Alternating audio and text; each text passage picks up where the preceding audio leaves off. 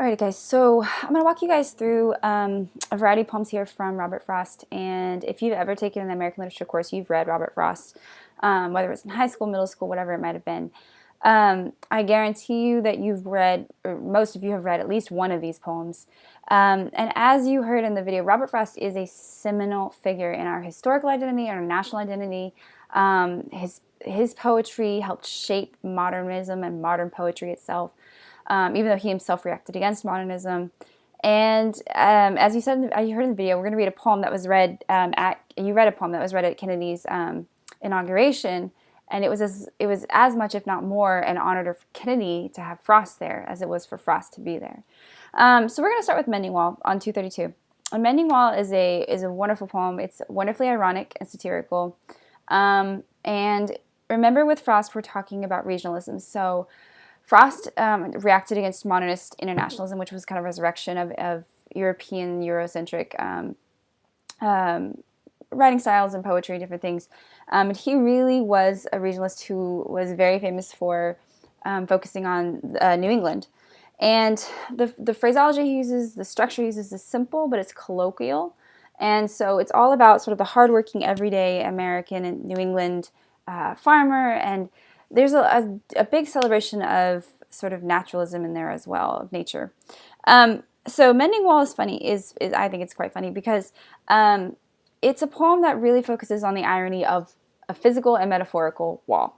And so he describes building this wall with his neighbor, and he says, right around down page line 14, he talks about how he and his neighbor meet to once again build the wall. So they do this every year.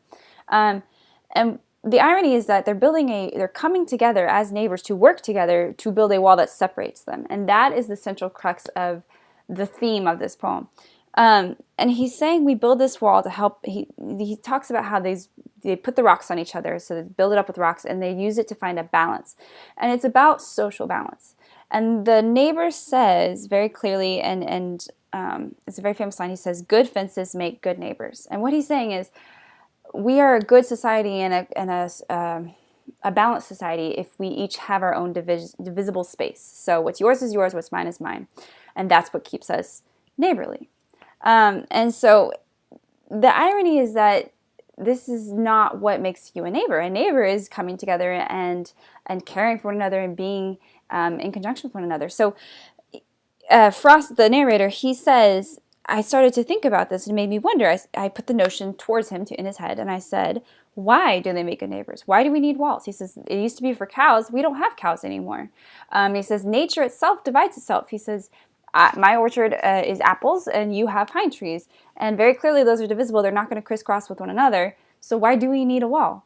And he says, basically he works through, and the neighbor refuses to listen to this reasoning, and of course he's putting this forth as irony, and he's saying, why do we need a wall? And the neighbor responds that he will not go behind his father's saying, and he ends by saying again, good fences make good neighbors. So he's very adamant about this, and by attributing it to his father's saying, he's saying we have this idea, idea of separating, containing, fencing in sort of the wilds and the land that's passed down from our fathers and our father's generation. So we have this idea of sort of American division that gets passed down from generation to generation unquestioningly. And he's really raised the question as to why do we do this? So I'm going to try to go quickly. So I'm going to go over to 240, which is After Apple Picking. After Apple Picking is a little bit different in style for Frost. So the first poem you saw has very clear delineations and lines and rhyme scheme, and Frost was not a fan of free verse. He had very clear rhyme schemes, very clear structures.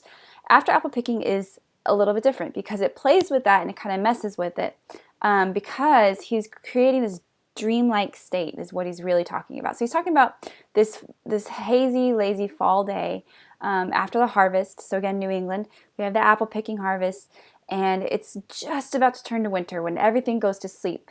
Man sort of turns into a hibernation entity. Man stays in his cabin, and he sort of reaps the effects of all of his work throughout the year. And fall is now moving. So day is, he has this metaphor where he talks about day becoming sort of this sleep-like state at night. And so what he talks about is these simple, small, natural gifts or pleasures. And he talks about taking the ice right around page 10, and he compares ice to a pane of glass. So he has this really interesting metaphor. And he says, I look through the pane of glass, I look through the ice that I got out of my trough. So things are turning cold that morning. And I look at the grass and I look at nature. And he has all these sensory images. He talks about the feeling of the ladder rung on his foot and the arch of his foot. And he talks about the smell and then the sights that he sees. So this is really about this sort of hazy sensory state that he's in. It's a dreamlike state. And he talks about kind of going in and out of this dream, and he's on his way to sleep, and he can tell what form the dream is going to take before he does it. And the dream is sort of this exploration of the apples and the apple picking and the empty baskets. And he says, I am overtired. I have a great harvest. I have myself tired. And he says, one can see what will trouble on the bottom. What will trouble the sleep of mine, whatever sleep it is. And he says, long sleep or just some human sleep. So there's a lot of interesting metaphors here that he's bringing in as far as the human sleep being the idea of death. We have the idea of a cyclical, seasonal change, which is affecting nature as it is affecting man. And so we really play with this idea of this dreamlike fuzzy state where reality is no longer necessarily real. Okay, moving over to The Road Not Taken, which is 241 to 242. This is a very famous poem. I'm sure most of you have read it. And it's a very straightforward poem just because we've studied it so much. But essentially we have this beautiful imagery of these two roads in this yellow wood. And he says, and sorry I could not travel both, being one traveler long I stood. So we have a metaphor for the choice. It's a clear metaphor for the choices in life that we make often when we're young. Because the yellow wood is bright, it's sunny, it's probably spring or summer. So it's a metaphor for youth. And I looked down one as far as I could, and so he tries to see the path, and he sees that one is a beautiful, straight, narrow path. The other one is just as beautiful, but it's less worn, meaning far less people have traveled this path, whatever it is. So far less people have gone down this road. And you could say this is a metaphor for being a writer. You could say this is a metaphor for a lot of different things. And it was grassy and wanted wear. So they had worn about the same, but one is a little less traveled. And he says, in that morning equally lay, and leaves no step had trodden black. So we have this really harsh image that kind of comes in where he's saying these are both fair, beautiful roads. There's no darkness to either of them. Black meaning something negative or something dark. And he says, oh, I kept the first for another day. So we have this exclamatory statement where he has an exclamation point, and you don't know exactly what the meaning of that is. Is he regretting not going down that path? Or is he saying that he had to make a choice and it was very difficult? He's regretting just the idea that he has to make a choice itself. There's a lot of different connotations you can take from this. And that's really the beauty of this poem. And he says, knowing how way leads on to way, so knowing that one thing always leads to another in life. I doubted if I should ever be able to come back. I know I'll never be able to come back and traverse that road again. He says, I shall be telling this with a sigh, ages and ages hence. So the question is this sigh positive or negative?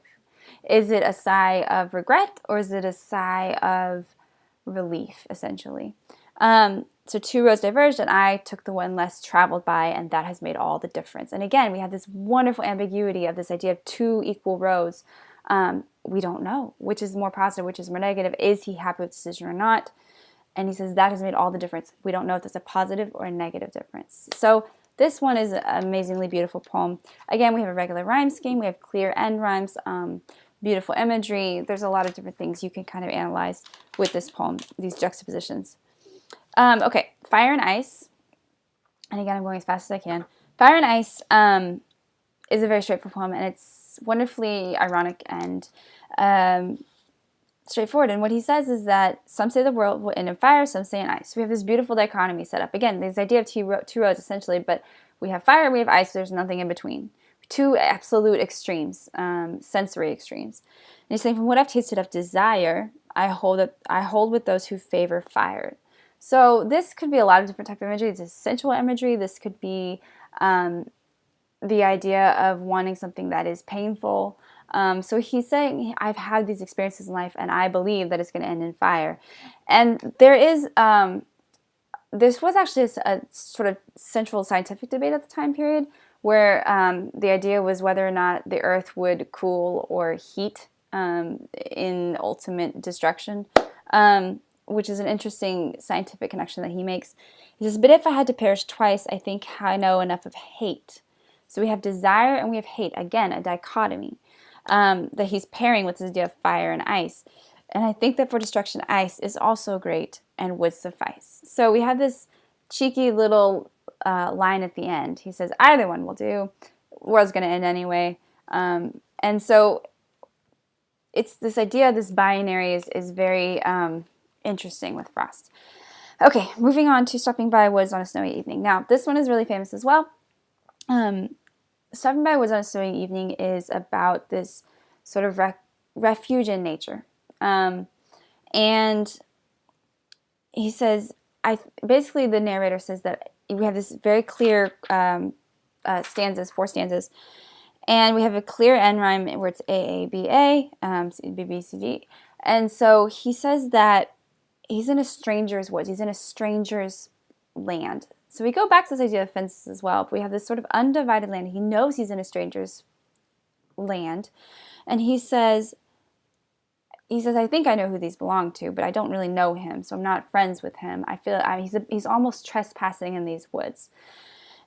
But it's a moment of respite from the cares of his workaday life. And he's saying, I'm in these woods and in this village I see, and he will not see me, so I don't think he'll mind if I just watch, just see the beauty, the natural beauty of these woods filled with snow. And again, this is where I have the regionalism, where he's talking about natural imagery and natural beauty. And he says, my horse must think it's queer to stop without a farmhouse near between the woods and frozen lake, the darkest evening of the year. So the horse is sort of representative of social mores or social expectations. And the horse is confused. The horse is not understanding why we are stopping from our work. We have a long ways to go. Why are we stopping to just look at nature, especially in somebody else's woods, somebody else's home? And he says that the horse kind of is irritated. The horse is kind of like is shaking his bells and not understanding why we're stopping. And really, it's essentially a metaphor for how we as Americans at this time, post World War I, have become an industrialized people. We are urban. We are focused on factory life. We are creating. We are moving. We are constantly busy. And so he's critiquing this idea, and he's saying we need to stop and we need to appreciate these quiet moments and really appreciate the value of what we have left as far as nature and natural beauty in the land itself. And he says, the woods are lovely, dark, and deep. And these 3 words are a really interesting combination. Dark suggests something menacing, but this is not a menacing darkness. This is a safe darkness. This is a quiet and safe and comforting darkness. And if you really think about it, we have this idea of this village down the road, this village that's lit up with electricity and all these different, busyness and noise. And so the darkness is a comforting place. It's a refuge from industrial life, essentially. And he says, but that but brings us back out of this dreamlike state. Once again, he says, but I have promises to keep and miles to go before I sleep. And he repeats it, miles to go before I sleep. So you get this sense of weariness at the end of the poem, as if life and the busyness of life has worn this man down, and nature is what can provide that refuge for him.